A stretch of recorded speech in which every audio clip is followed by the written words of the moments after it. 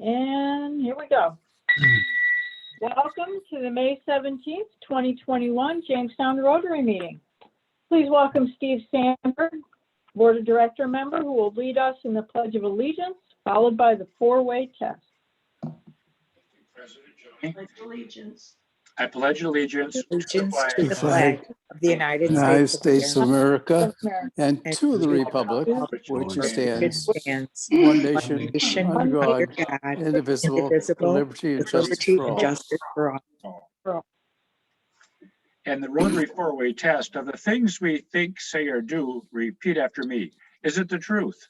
Is it the truth? Is it fair to all concerned? Is it fair to all concerned? Will it build goodwill and better friendships? Will it build Goodwill and better friendships. Will it be beneficial to all concerned? Will it be beneficial to all concerned? Thank you. Turn it back to President Joni. All right. Let's welcome Sue Jones, who will lead us in our invocation. Will you join me, please, in prayer and bow your heads? With our friends beside us and no person beneath us, with the bonds of Rotary between us and our worries behind us, with our goals before us and no task beyond us, with a thirst for knowledge and a dream of a polio-free world, we are thankful for our Rotary friends and the fellowship we are about to share. Amen. Amen. Amen. Thank you very much. Sherry, can I ask a big favor of you? I may be wrong. I'm not seeing Lisa Goodell in here. There she is. Never mind. Okay. Never mind. Erase. Okay. Visiting Rotarians and guests.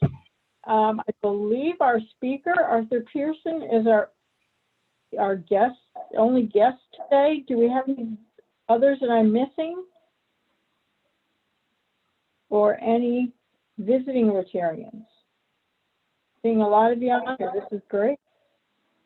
Well, welcome, Arthur. We're really glad you're here. We're very curious to hear about what's happening at RTPI. Thank you. You're welcome. I'd like to recognize Chris Anderson, who is a recorder today, correct? Good. So, any committee chair announcements? I'll speak up for literacy again. We are to be doing our live recording of the Adventures of Philip Marlowe this Wednesday evening at 7. So that's for the committee members and a couple of spouses that are also assigned roles. And we're still looking for feedback. Okay. All right. So we were sent a couple times a link to their YouTube radio shows. So please look at those and let Diana know what you think. It was fun. What was that? It was fun. Gregory says it's fun. Any other committee announcements? Yeah.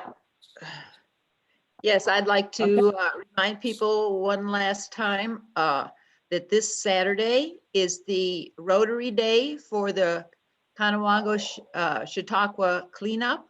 We will be meeting at the Riverwalk Bike Path at 8:30 on Saturday, 8:30 to 10:30. That's right next to the Ben Weitzman Recycling on 8th Street.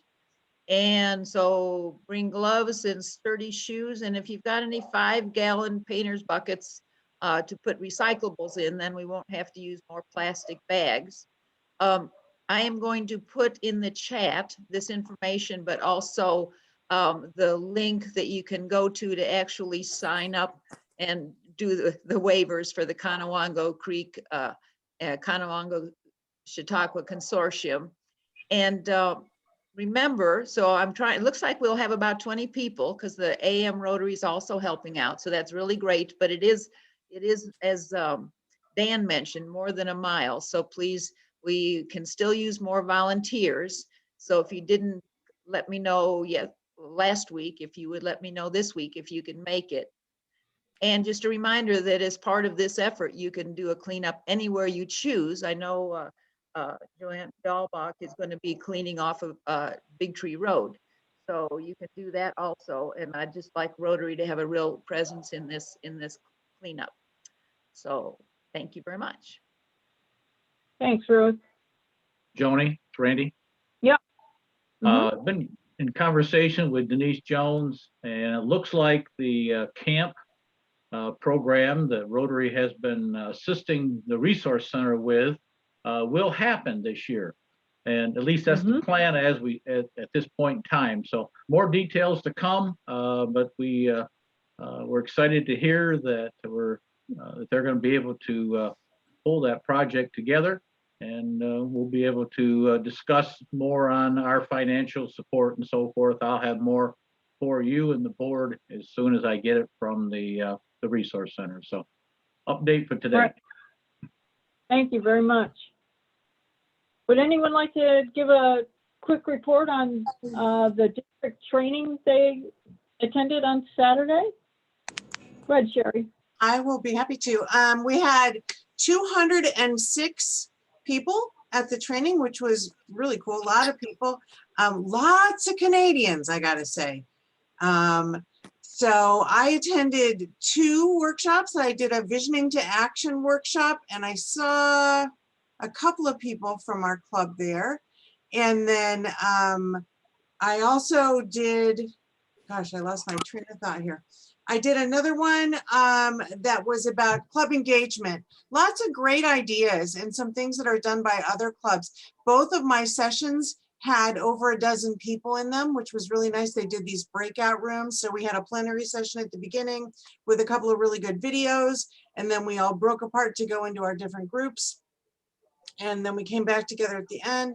It took up the morning. It was a beautiful morning outside, so I certainly understand why people missed it, but it was also super handy. It was really nice to be able to expose ourselves to all of that and not have to drive 3 hours to get there. So I know there were several people there if anybody else wants to say something, but I really appreciate the people from our club that did come, and hopefully we can use some of the ideas. I love the idea that they're going to put it on the website or on a district website. So because many of us wanted to attend more than one session and we couldn't. So now we can go back and at least look at the notes from the others. Absolutely. And they were, I thought they were all very well run and organized, and it didn't feel like a waste of time at all. No. Good. Anyone else want to report? I know Kathy Birch went. She told me she enjoyed her sessions and is going to talk to me a little bit more about that. But I look forward to seeing them on the website when they're up there as well. It was hard to tell who all was there from the club because there were so many pages to scroll through. I mean, I don't think that was probably one of the largest Zoom events that wasn't a webinar. You know, everybody could interact with each other, and it was really nice. I hope they consider doing it that way again. Joni, if I could go back to the cleanup there, Dan also, if you remember, Dan also last week offered to provide some plants if anyone wanted to plant plants at the planters, either at the McCrae Point or at Clifton Avenue. So if someone wants to do that rather than cleanup, if they would let me know, and then I'll let Dan know. But otherwise, I'm going to assume everybody's going to be picking up trash. Okay. Wonderful. This Friday, 9 o'clock, Board of Directors meeting. I'll send you the link. And at 11 o'clock, there's a Vision Committee meeting. And I'll send that out again as well. Yesterday, I sent a survey to everyone about returning to the DoubleTree in June. I've gotten maybe 25, 26 responses out of 98. So I'm probably going to have to guarantee, the club will have to guarantee, sorry, Kevin, 30 people a week. We will have to pay for 30 meals every week. regardless if 30 people show up or not. So we really need to know about your commitment to returning to full-time. Plus, we'll have hybrid. We'll have a Zoom meeting available at the same time. So we'll have to see how that goes. There was a discussion about doing it 2 times a month, but it gets confusing. People forget what week we have it, what week we don't have it. So we either go all in or we don't. That's my best advice on that, because I've seen things like that get messed up before. Bravo. If you have, what's that? Bravo. Yeah. So if anybody has thoughts about this, the survey is only 4 questions, shouldn't take you more than a minute. If you have trouble getting to it, you're not comfortable with it, whatever, just reach out to me and I will talk you through it, or we can just talk about it and get your answer, whatever. But I need your communication to know. So I need to tell the DoubleTree quickly, probably by the end of this week, because that only gives them a week to get it together. But we will be able to eat together. The board will be discussing how we're going to handle it. Most likely you will have to pay online ahead of time through the website. So we're trying to keep the contactless payment system going, but I need to talk with Lisa and Russ about that as well. So I just want to get your feedback. So please try to get that survey completed by Thursday. So I have that information for the Friday morning meeting. Thank you. How about we move into Happy Bucks? Mike Roberts has one. He told me. Wait a minute, you're muted, Mike. Wait. Can't hear you. Mike, you're muted. There you go. See, now you I've rehearsed been warned in the past about my children, but I'm very proud of my youngest. After graduating college 4 times, she took a new job last week with Mobile Health as Director of Special Projects. So if you need a special project with a mobile health company, call me. I'll put you in touch with her. But she lives in Long Island City, which is directly across from downtown Manhattan. She's so excited about the opportunity, and you know, it's a 50% increase in her salary. It's one of those unlimited PTO things with full health insurance and everything. She has known the owner for a while and thinks the world of him. So we're thrilled for her. The second one is that I don't know if any of you are aware, but I have a small role in the final Links charity event this year. Links has been supporting cancer treatment at our local hospital for the past 30 years. And under the leadership of Peter Sullivan, Peter took it upon his heart to want to help end this tournament well. And he reached out to some friends, and through those friends, he has Nancy Lopez coming. Along with Nancy, we have a few other notables. Pat Bradley is committed. Val Skinner has committed. Rosie Jones. Rosie made $8 million on the LPGA Tour and finished in the top 10 116 times and has 13 wins on top of that. Donna Capone, we have a couple of more names coming. We're excited. The event looks like we're down to less than 8 players that will be able to fill those spots. They will be sponsor only spots at this point. But it's July 19th at Moonbrook, and we're pretty excited about the event. And some of these ladies that are coming, these are Hall of Famers. I mean, these ladies are names. Val Skinner is going to make it. And we have 1 or 2 more invites out to some of those players. Some of the long-term players from the LPGA Tour, the Amy Reeds, the Kate Goldens, they will also be invited. So we'll have some familiar faces as well. But Peter and I are pretty excited about both of them.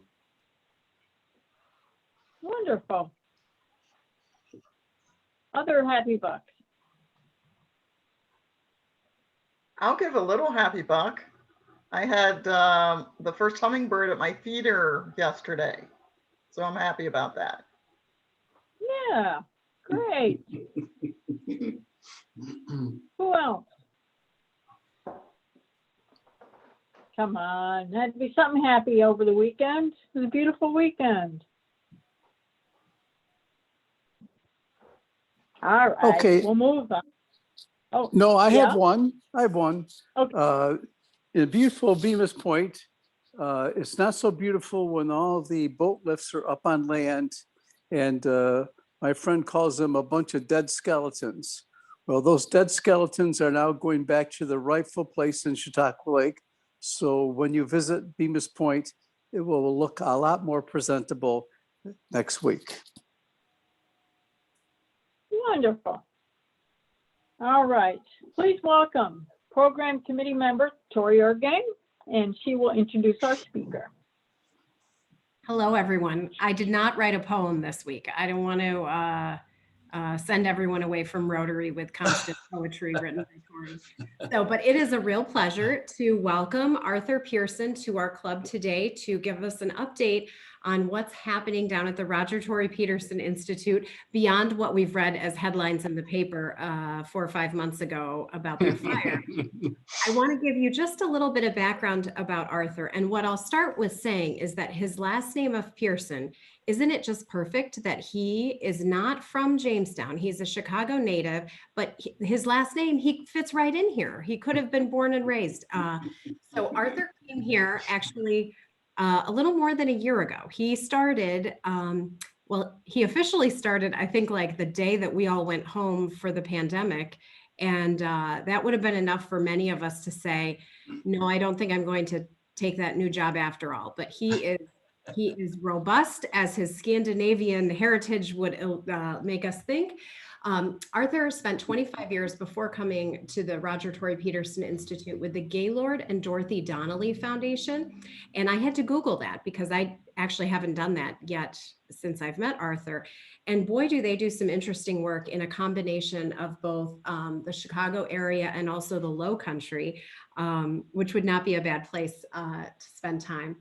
And much of that work had to do with conservation, and that prepared Arthur very well to come here. He was instrumental in putting together a $7 million funding package to restore the Midewin, am I saying that right? Midewin National Tallgrass Prairie. And he's worked a ton with other museums to increase their public access to their archives. Again, perfectly suited to come here. He is also an author, and he wrote Force of Nature, which is an award-winning biography of George Fell, who is the founder of the Nature Conservancy. And in addition to all of those things, and I just lost, oh, there he is on my screen. In addition to all of those things, in his spare time, I think, in Chicago, he was also involved in some community organizing in his neighborhood and wanting to pay tribute to George Pullman, who lived and started the neighborhood where he lived. So Arthur is very interesting, and I will take no more of his time other than to say, boy, am I glad you decided to come here, even though there was a pandemic. There were, what is it, pestilence and fire, and we had all the plagues for you, but you're still safe. So welcome. Thank you, Tory. It's nice to see everybody virtually. I'm so much looking forward to the chance to meet you all in person. I do know this Chris Anderson fella right in the middle of my screen here. And I think Lisa Goodell, being a smaller community, which my wife and I love, we live in the Goodell's old home. So the assemblyman actually came by the other day because we still get some of their mail. So we had to pick up some of the mail. So Lisa, we hope you got the package in the mail, and we'll forward anything else that comes along. I did. It's been almost 6 years. I can't believe they're still sending things to that address, but I'm glad you're enjoying the house. We loved it. We are. Thank you very much. So I'm going to jump into the presentation here, if I may. So I'm going to share screen and take you through this presentation. So for the next several hours, by that I mean 15 minutes, we'll get caught up on what's happening at RTPI. Okay, so can you all see the screen? Yes? Okay, good. I got a thumbs up from Tory, so I'm going to keep moving. So as Tory mentioned, I started just over a year ago, and I started on March 16th. So my first official act on my first official day was to close the museum to the public. Nice way to start the whole shebang, right? So the museum ended up being closed for 4 months. We opened up midsummer, but then the world was as it was. We had to cancel virtually all of our programming, and still much of the world was shut down. So at the end of the year, we had lost 75% of our revenues. Okay, so yes, an inauspicious way to begin the tenure. So, but hey, it couldn't get any worse, right? And then December 3rd happened. If I can go to the next page now, come on, here we go. Yes, so December 3rd happened, and we had a little electrical fire, which closed us down for another 6 months. So it was an interesting way to begin our first year, but coming from Chicago, where we had a mayor who was fond of saying, never let a good crisis go to waste. We actually put this past year to good use by engaging in strategic planning. That's something we had planned to do, but this gave us a little extra bandwidth to really take a deep dive into who we really wanted to be when we grew up. And by that, I mean, if you'll indulge me for a moment, I think it's important to keep in mind that nonprofit organizations, like people, have life cycles. So everything starts with a really great idea, and then as you grow, you need to put the infrastructure in place to make that initial vision a reality. And if everything falls into place, you mature and you're able to do wonderful things when you're in a mature phase of growth. But because the world isn't static, if you don't continue to evolve, you can sort of lose touch. You can become irrelevant, you can kind of get stagnant, and some nonprofit organizations go out of business because they're not keeping up with the times.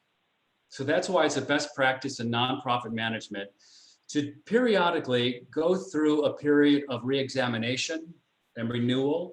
And that's what we've done this past year. We had some great leadership with Molly Penn from New York City, who is a great strategic planning consultant to lead us through this robust process. And we learned that for all of the good things we have achieved over the years, we had reached a bit of a stale patch, which required us to really think about coming out of the gate with a bold, new, dynamic vision.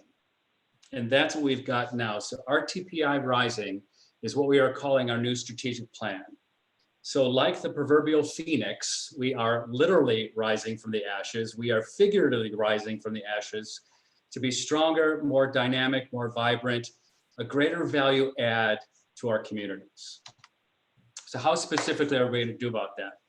One of the things that we really wanted to embrace that's critical for us is that of all the many things that Roger Tory Peterson did, his signature accomplishment, his signature achievement was in fact the field guide. It seems rather simple today, but back in 1934, when he first published it, it was revolutionary. This small little handbook just lifted the scales from people's eyes all over the world to help them actually see and identify and name the nature that was around them and to fall in love with it. And as we all know, this field guide has sold millions of copies all over the world. And what made this guide particularly revolutionary was the fact that he used art as the lens through which to engage the natural world. It had visuals, it had a representation. This is what a cardinal actually looks like, as opposed to reading 12 paragraphs and you still don't know that it was red and had a crest, right? So this was the beauty, the genius of the guide, and that's something we're taking to the heart.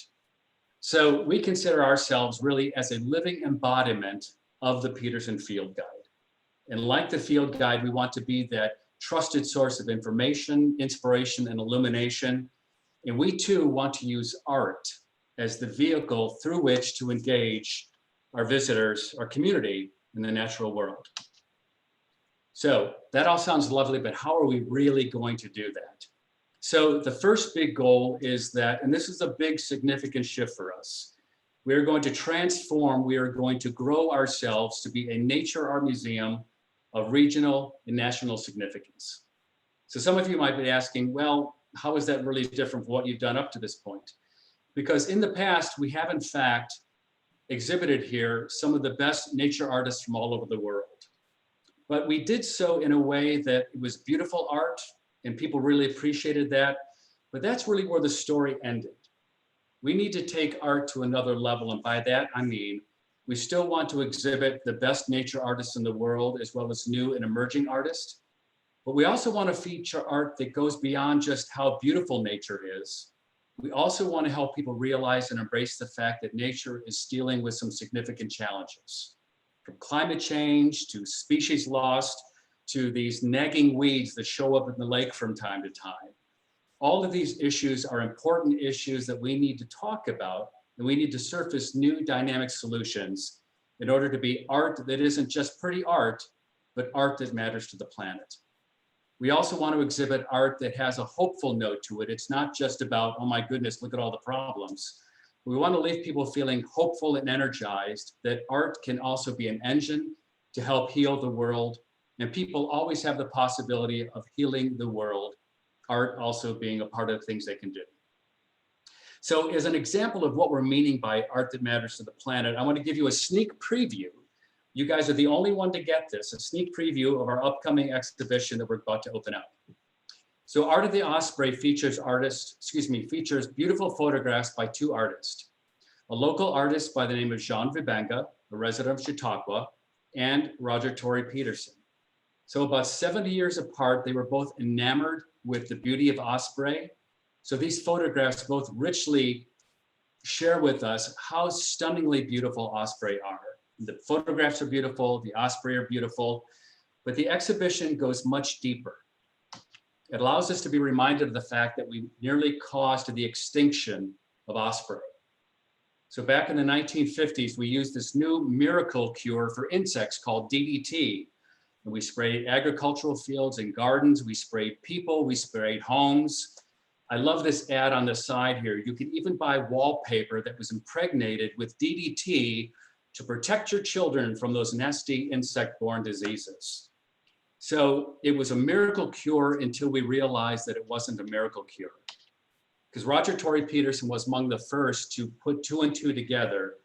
The DDT was the direct cause for the extraordinary collapse of osprey population. You can see here that in a relatively short amount of time, they went from, this is from a place in Tory's backyard in Connecticut, 200 nesting pairs down to one in the span of about 50 years. The same held true for bald eagles and many other bird species. So Tory Peterson, along with Rachel Carson, along with Richard Nixon, yes, Richard Nixon, and lots of other people and organizations and agencies, over the course of a decade, all these folks ultimately worked together to ban DDT in the United States and start the long, slow recovery of osprey and related bird species. And this recovery continues today. And this is something that's so rich and wonderful to celebrate, not just at RTPI, but throughout Chautauqua. So several years ago, the Watershed Conservancy erected an osprey nest. And for several years, the osprey nest was empty. No one showed up. And then last year, lo and behold, as osprey populations continued to recover, an osprey pair went, hey, that looks like a nice place. They made a nest, they raised a healthy chick, the chick fledged, and that's the pair that Jean Vibenga photographed all last year. And those are the photographs that are featured in our exhibition this year. Because ospreys often return to the same nesting platform, they're there again this year, and we put up a nesting cam. So in this lower left-hand corner, you can see there that we beam live images of the osprey building the nest, raising the young, and that is a part of our ongoing exhibition. So this exhibition in its entirety says osprey are beautiful. We nearly eliminated them. We realized our mistake. We worked together to bring them back. And we're able to celebrate them today. These are representative of the kinds of stories that we want to mine to demonstrate the power of art to help us better understand the rich complexity of all these ecological stories.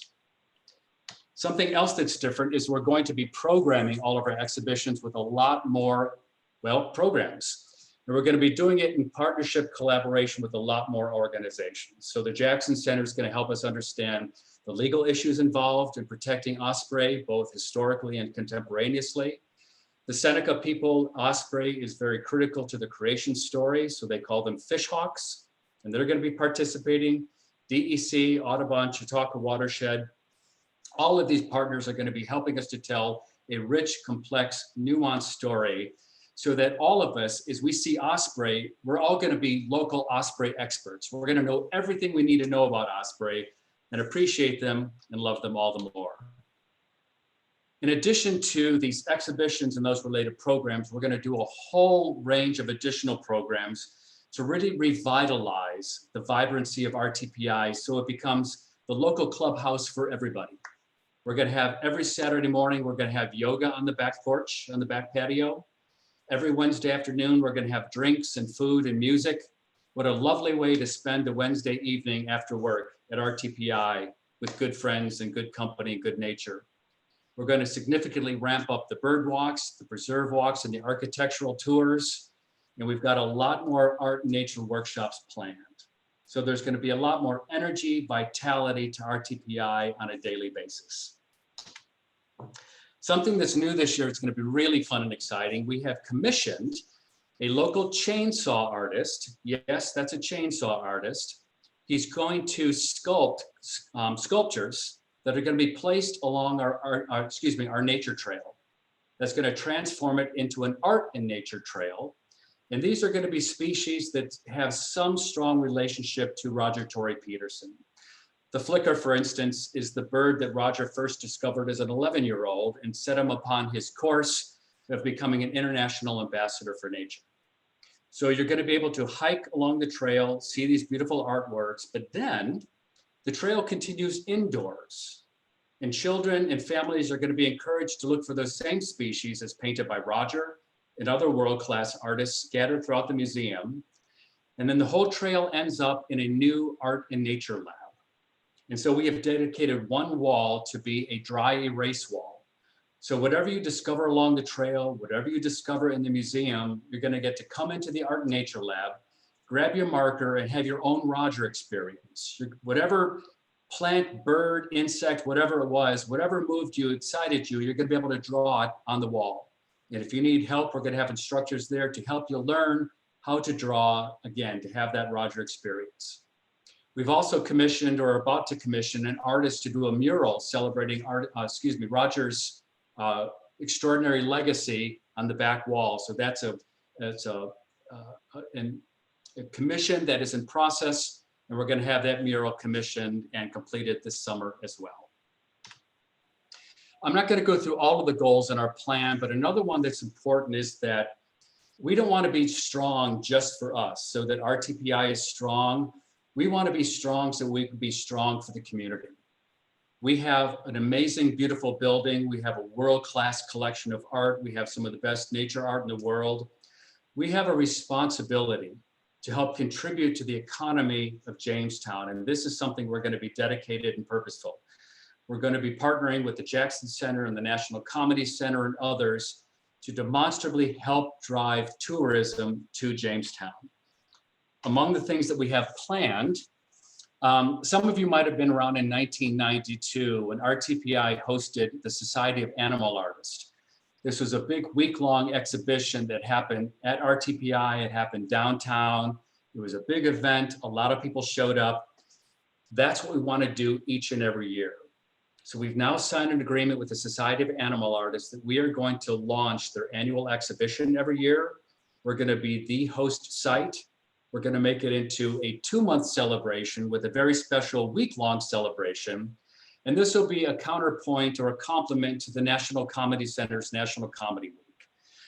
We want to have this be a signature event, the kind of thing that people plan their vacations around. We can't wait to go to Jamestown because that great nature art that they have every year. Lots of great programming, lots of great nature artists from all over the world helping to celebrate Jamestown and draw more tourists to Jamestown. I texted and said, I finally arrived.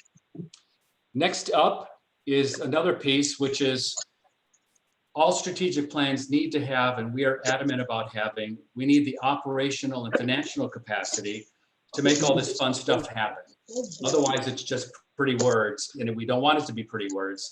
We want it to be real and substantive. So want to share with you that we did in fact launch a capital campaign to raise $1.4 million. And as in indication of the strength of the plan and how people are already responding to it, we had 4 board members each step up with $100,000 contributions. So already this money is in the bank, and this is anchoring our ability to grow the staff that we need in order to fill this ambitious plan. So we have $400,000 in the bank in order to hire new staff, 3 of whom just began today, as a matter of fact.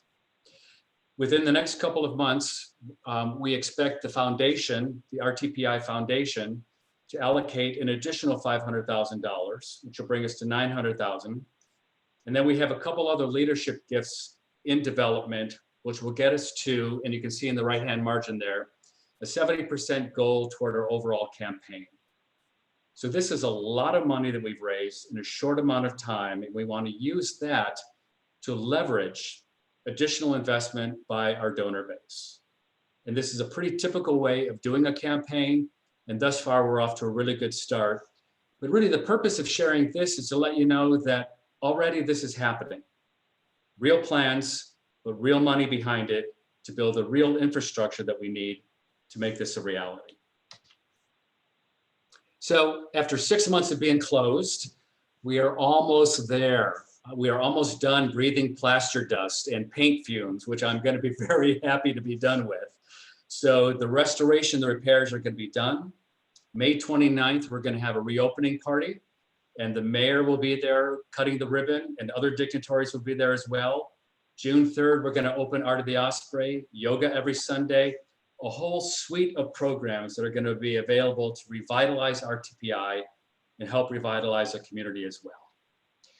So I'm just about out of breath, and I think I'm out of time. So I just wanted to say that is a very, very, very quick tour of the plan that we have in action to rebuild and revitalize RTPI, to help rebuild and revitalize our community. So I'm going to pause, have a sip of water, and entertain any questions that you all might have. I can lead off with that. I'm really excited about the plans you have, especially about linking RTPI with so many other organizations we have in Jamestown, with the Comedy Center, there's the Robert Jackson, to bring in tourists and to get Jamestown a little bit more business. So I know Roger would be very happy with the plans that you have, and I'm very excited about it also. So welcome to Jamestown. I think you're a great asset, and I hope things go well. Thank you. And I will add, I'm thrilled that you're going to partner with the Artist Society again. That show was absolutely spectacular. Spectacular, yeah. Oh my gosh, it was just out of this world. And I can't wait to see another and another and another. Well, that's one of the big evolutions, and thank you for that, because prior to this, it went to different cities, and so they could never really build any momentum. Mm-hmm. And so we talked to them, and I guess over the years, a lot of different entities and museums have said, hey, can we be your host site every year? And they've always said no, they've always said no, they've always said no. This year we asked and we shared with them the new plan, and they said, yes, please, we want to be a part of it. Ooh, wonderful. So again, it really feels affirming for us that they too recognize the vitality of this, the importance of this, and they too remember that 1992 exhibition. And they too, with us, want to be committed to make it a rock star show like we had back then. Mm-hmm. Thank you, Susan. You bet. Good afternoon. This is Joanna Dahlbeck. I am with the Chamber of Commerce, and I apologize for not muting when I finally got here. I would like to offer up the Chamber's red ribbon and large scissors for your ribbon cutting if you. Oh, yay, yay. And we can help Okay. publicize it as well. Oh, that's wonderful, because we're planning a ribbon cutting. All of a sudden, we're looking at each other going, hey, does anyone have a big pair of scissors? Oh, Well, this is perfect. I'm your girl. I will be in contact with you directly if I may. Yes, please, for sure. Oh, that's wonderful. Arthur, Yeah. I'll connect you with Joanna. Okay. Thank you. Thank you, Tory. Problem Very solved. good. I didn't catch the date though. What was it? May 29th, Saturday. Okay, I will get it on my calendar right now. Wonderful, thank you. And we'll You're be sending welcome. out a press release tomorrow and sharing that with everyone. So you should all have the information, all the salient details. Excellent, thank you. Thank you.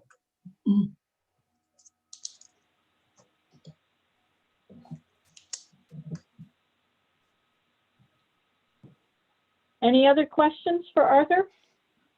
Well, I will just say thank you for bringing up DDT and the consequences of use of that particular pesticide had on society.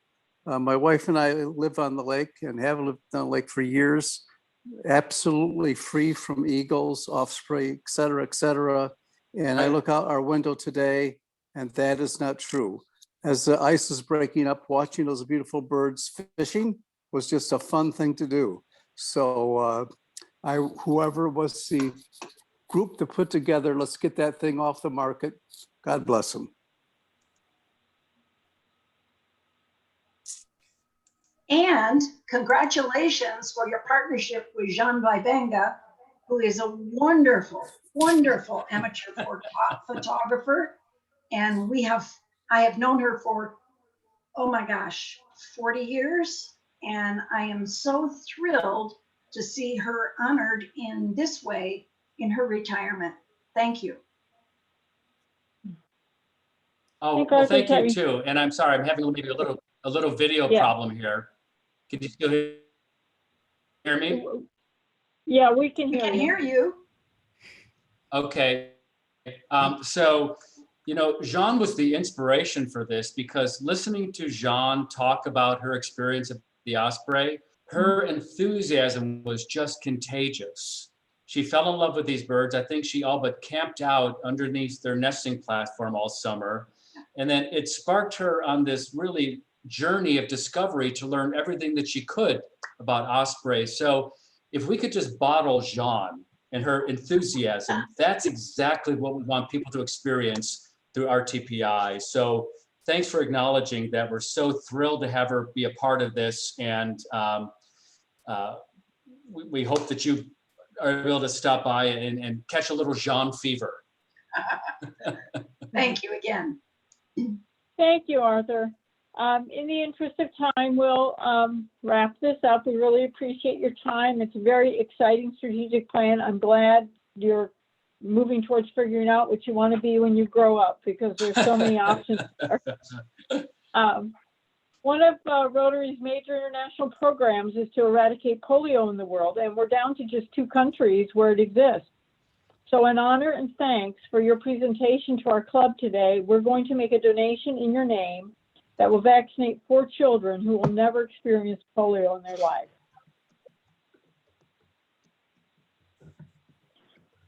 And we're this close. We're this close. Oh, we're this close.